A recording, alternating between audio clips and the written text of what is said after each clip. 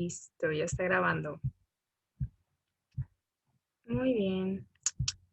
Como les dije la vez pasada, el tema de hoy vamos a hablar sobre mecanismos de lesión y adaptación celular.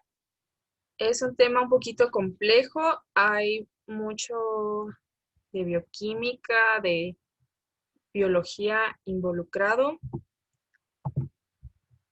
Si tienen duda de algo, con toda confianza pueden preguntar, levantar la mano, ponerlo en el chat,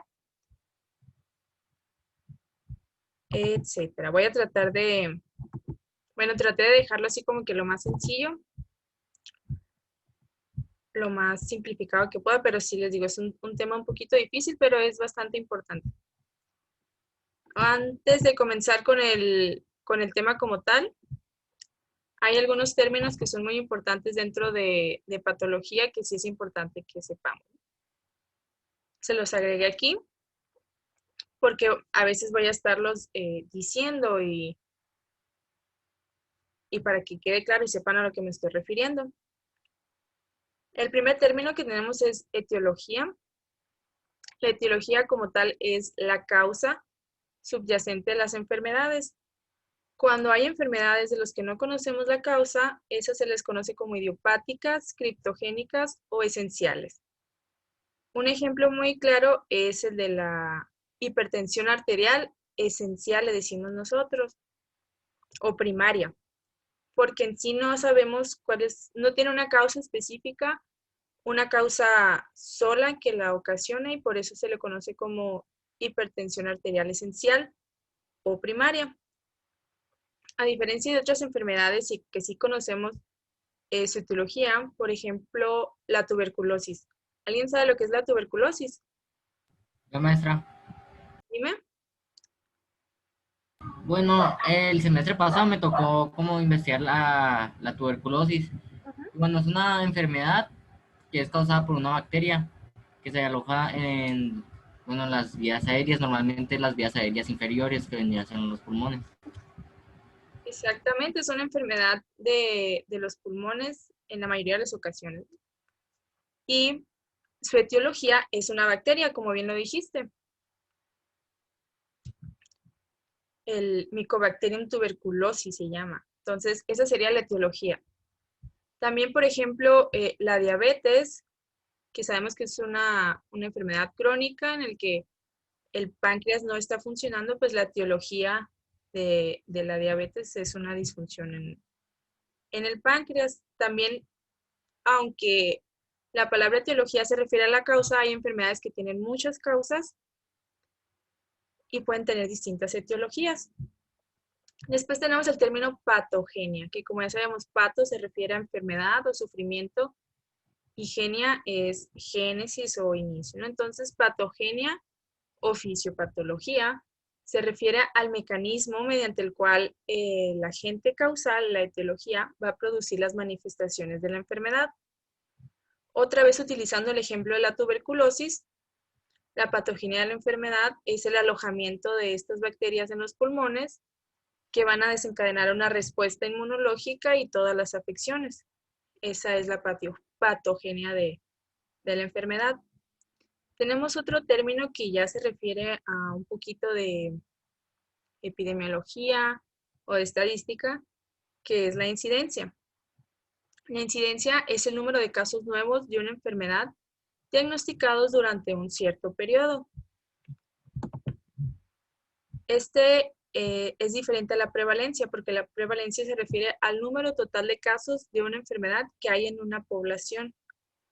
Entonces, si nosotros queremos decir cuál es la prevalencia de diabetes en México en el año 2020, vamos a hablar de un número, por ejemplo, es aproximadamente el 40% de la población, digamos unos 40 millones de mexicanos, ¿no? Suponen que somos 100 millones.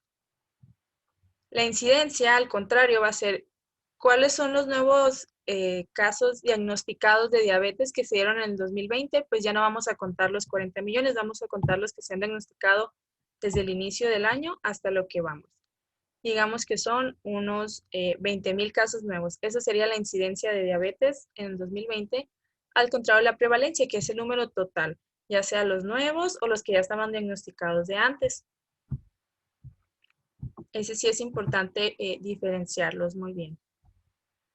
También tenemos otra palabra que se utiliza mucho al estar describiendo enfermedades, que es el pronóstico. El pronóstico va a ser la predicción de la evolución probable de una enfermedad, es decir, cuál va a ser el desenlace de nuestra enfermedad. Cuando hay enfermedades que tienen un pronóstico favorable, son enfermedades agudas que sabemos que hay una cura o que eventualmente el cuadro del paciente pues se le va a quitar. En cambio, hay enfermedades que tienen un diagnóstico desfavorable, un diagnóstico malo, ya sean enfermedades crónicas que no hay cura o enfermedades que tienen un desenlace fatal en la mayoría de las ocasiones. También vamos a hablar sobre morbilidad. La morbilidad describe el grado al cual una enfermedad va a afectar a la salud en general de un paciente. Esto quiere decir cuántas personas se van a enfermar. Por ejemplo, con el coronavirus, la morbilidad es muy alta porque es muy fácil de transmitir, es muy fácil de contagiarse y muchas personas se van a enfermar de coronavirus, aunque sea un cuadro leve, aunque sea un resfriado. En cambio, la mortalidad, esto es la probabilidad de que una persona fallezca a causa de una enfermedad en particular. Aquí ya tenemos que la mortalidad del coronavirus, si bien la morbilidad puede ser hasta un 70% que se van a infectar, la mortalidad va a ser mucho menor porque no todos van a morir por esta enfermedad. Ahorita actualmente, por ejemplo, el coronavirus tiene una mortalidad entre el 2 al 4%. O sea que de las 100 personas que se contagien, de 2 a 4 van a fallecer. Esa es la mortalidad de COVID-19. Aquí hay otros términos que también nosotros vamos a estar escuchando mucho, que es agudo y crónico.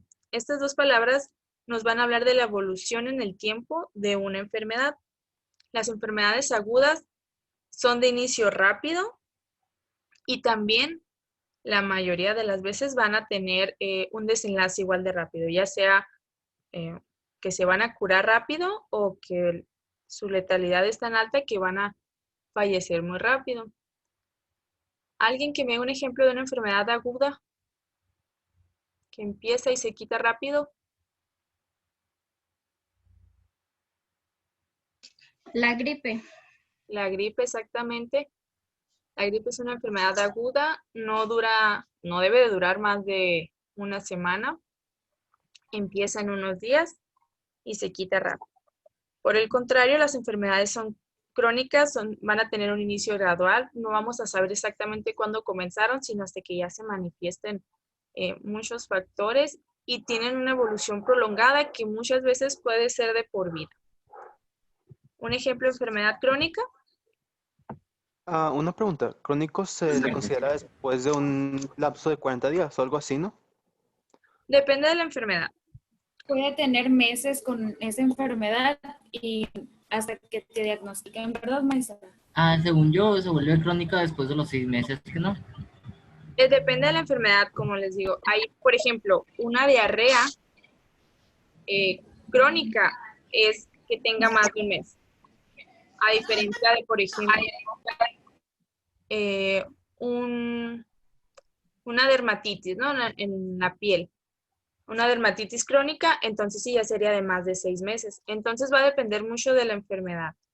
No siempre es como que un tiempo establecido así para todas, sino que depende del padecimiento.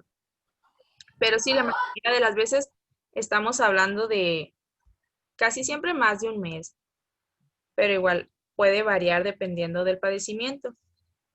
El ejemplo más claro de enfermedad crónica son la hipertensión, la diabetes, son enfermedades que nosotros llegamos a diagnosticarlos en algún momento, pero nunca sabemos a ciencia cierta cuándo comenzó el paciente, porque son enfermedades multifactoriales, es decir, que tienen muchas etiologías y no sabemos exactamente en qué momento empiezan. Casi todas las enfermedades infecciosas, de bacterias, de esas, son agudas. Y podemos decir, casi siempre podemos investigar en qué momento la persona se contagió. También tenemos otra palabra que escuchamos mucho que es síndrome. El síndrome va a ser un conjunto de síntomas y signos clínicos. Cuando ocurren juntos, se le conoce con cierto nombre en específico y pueden tener distintas causas. Ahorita, algo que hemos estado escuchando mucho es el síndrome de dificultad respiratoria, que ahorita está popular por el tema del COVID-19. Como su nombre lo indica, pues se va a presentar básicamente una dificultad para respirar, opresión en el pecho, la persona va a ocupar oxígeno suplementario para poder mantenerse con vida, para poder estar respirando. Pero en sí, el síndrome de dificultad respiratoria lo puede ocasionar muchas cosas. Puede ser por COVID, puede ser por tuberculosis, puede ser por cáncer de pulmón, etcétera, ¿no? Pero el síndrome sigue siendo el mismo. Ahora, aquí hay dos palabritas que también son muy importantes. Síntomas y signos. ¿Alguien sabe cuál es la diferencia entre estas dos? Yo, maestra. Dime. Los síntomas son los que presentas y los signos son los que, o sea, los síntomas es lo que tú sientes y signos es lo que ya tienes. Es como, o sea, como te puedes tomar la presión y te sale algo, no sé, algo así. Es que no sé cómo explicarlo, pero sí sé. Sí, sí te entiendo. Ajá. Bueno, no sé cómo explicárselo en general, sé cómo. Sí, Maestra, dime, Luis. que los signos son más fiables o más objetivos, como que tú los puedes medir o que tú puedes hacerles pruebas, mientras los síntomas son más subjetivos, como el dolor, que nada más son perceptibles por el paciente. Exactamente, usaron las palabras clave, ¿no? Subjetivo y objetivo. Los síntomas va a ser todo lo que nos refiere el paciente. Las náuseas, los mareos, el dolor es el síntoma, claro, porque nosotros no podemos medirlo de cierta manera. En cambio, los signos son objetivos y esos nosotros como personal de salud o los que estamos atendiendo, los vamos a poder observar en el paciente. No siempre se van a poder medir, pero sí los vamos a poder observar y estudiar, ¿no? Entonces, todo lo que nos refiere el paciente son síntomas. Incluso si el paciente nos está refiriendo a algo que nosotros podamos ver, pero no lo podemos medir o ver en ese momento en el que estamos en la consulta, sí sigue considerando como un síntoma.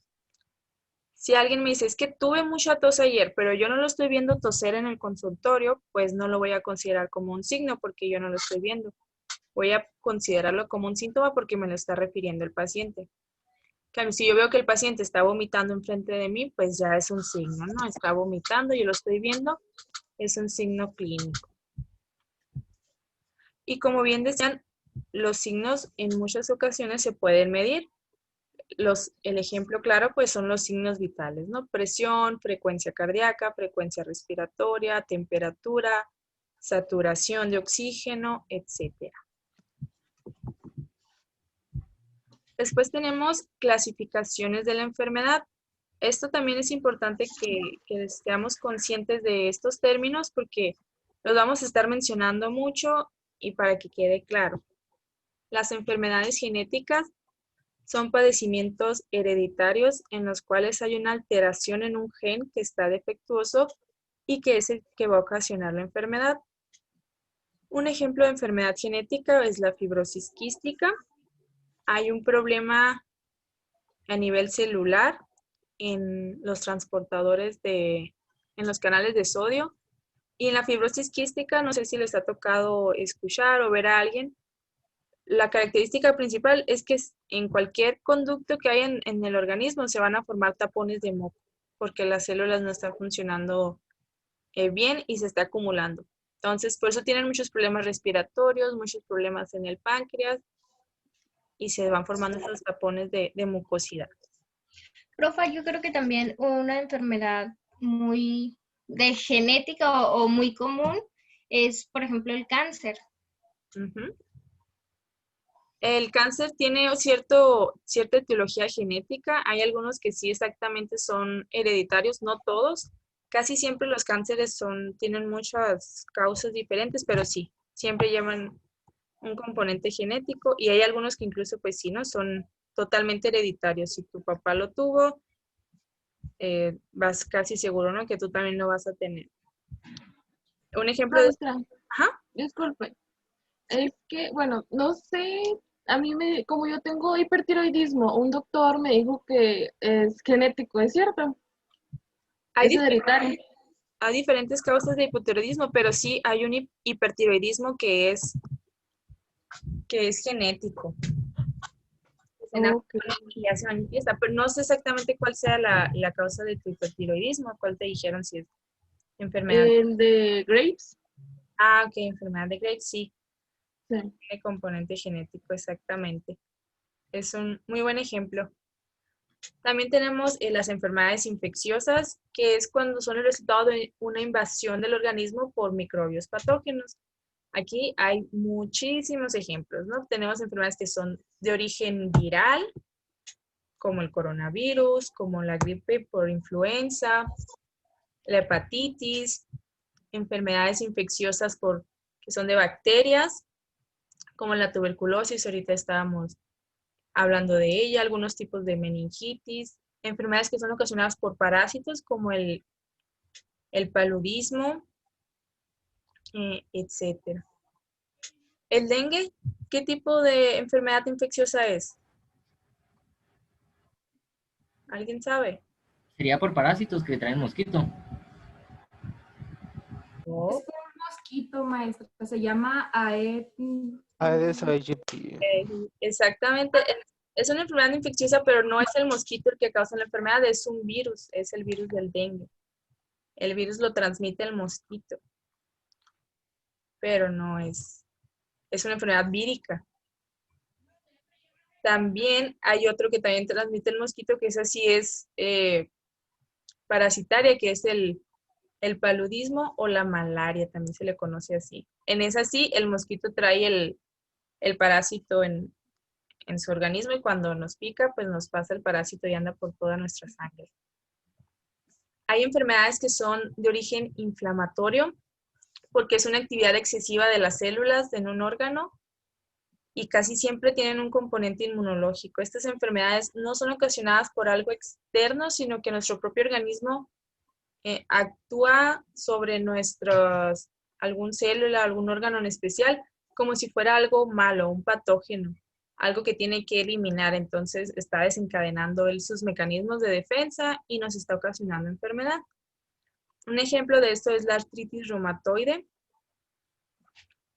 que el cuerpo piensa, ¿no?, que hay algo malo y nos empieza a atacar. También el lupus es ese tipo de enfermedad que hay un exceso de células inflamatorias anticuerpos que van a estar dañando nuestro organismo sin que nosotros tengamos algo malo. Haz de cuenta, maestra, perdón que le interrumpa. Sí. Sobre el lupus, haz de cuenta que nuestras células de defensa atacan a nuestras células que están bien y es por eso que se produce la inflamación, pero nuestras células que atacó ya no se pueden regenerar. Algunas sí, ¿no? Nuestro cuerpo no las mata como tal a todas las células, pero sí las va dañando poco a poco.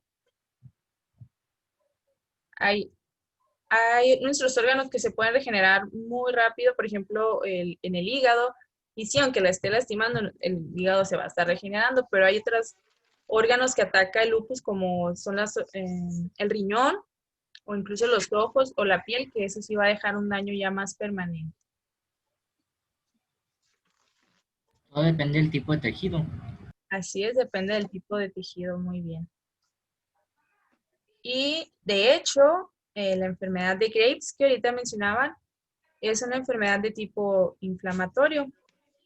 Se van a estar estimulando, ¿no?, las células de la tiroides y van a provocar el hipertiroidismo. También hay enfermedades neoplásicas, que esto pues ya las conocemos, son las enfermedades de tipo como el cáncer. No todas las enfermedades neoplásicas van a ser cáncer. El cáncer ya quiere decir que es algo, ya hay una malignidad, hay algo mal.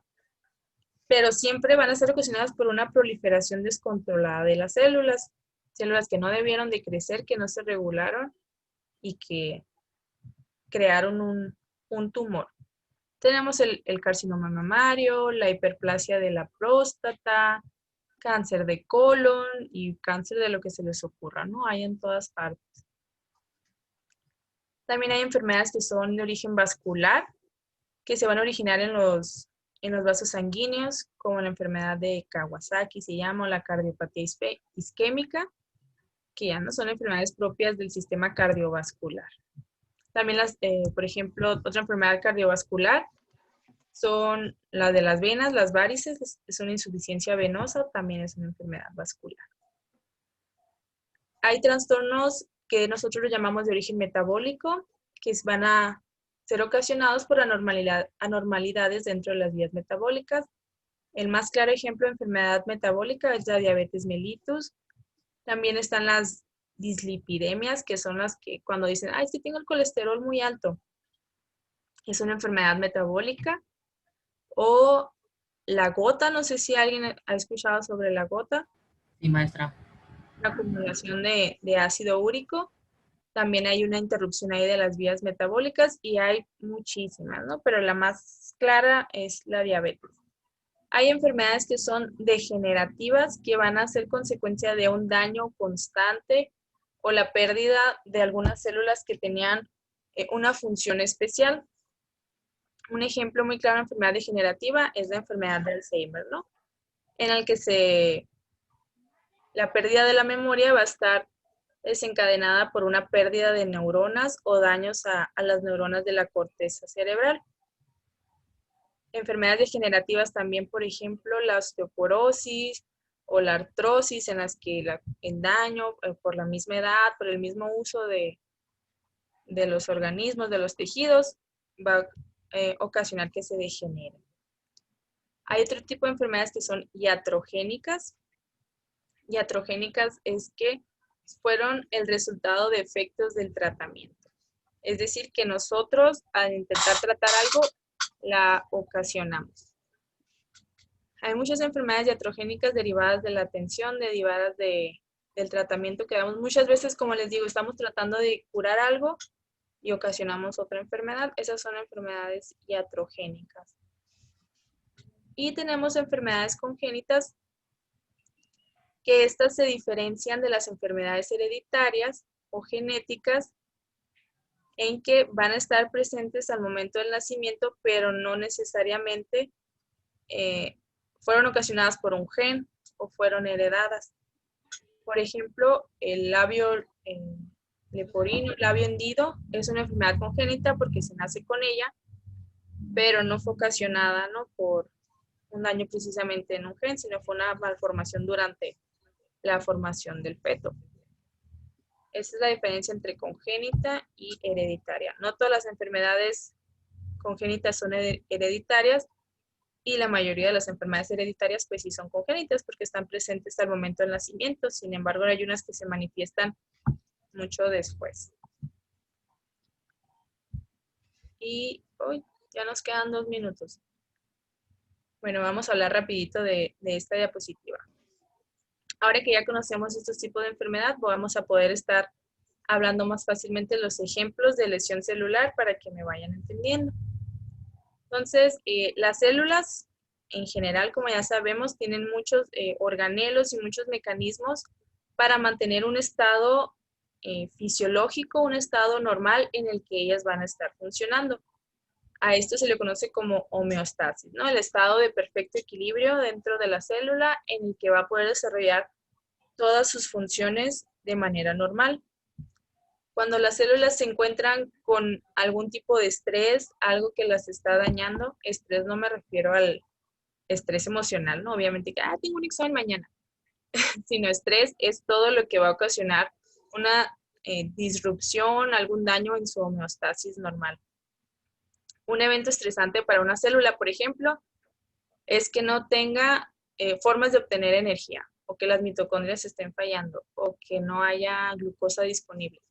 Son ejemplos de estrés celular. Entonces, cuando la célula se encuentra con este estrés, es cuando hay un proceso de desequilibrio y la célula se tiene que adaptar o morir. No, ya se va a acabar la clase, ya me voy despidiendo. Mañana seguimos hablando sobre mecanismos de lesión y de adaptación celular. Bueno, adiós chicos. Nos vemos Adiós. Hasta luego, profa. Bye. Hasta mañana, bye. Gracias. Hasta mañana. Bye. mañana. Bye. Profe.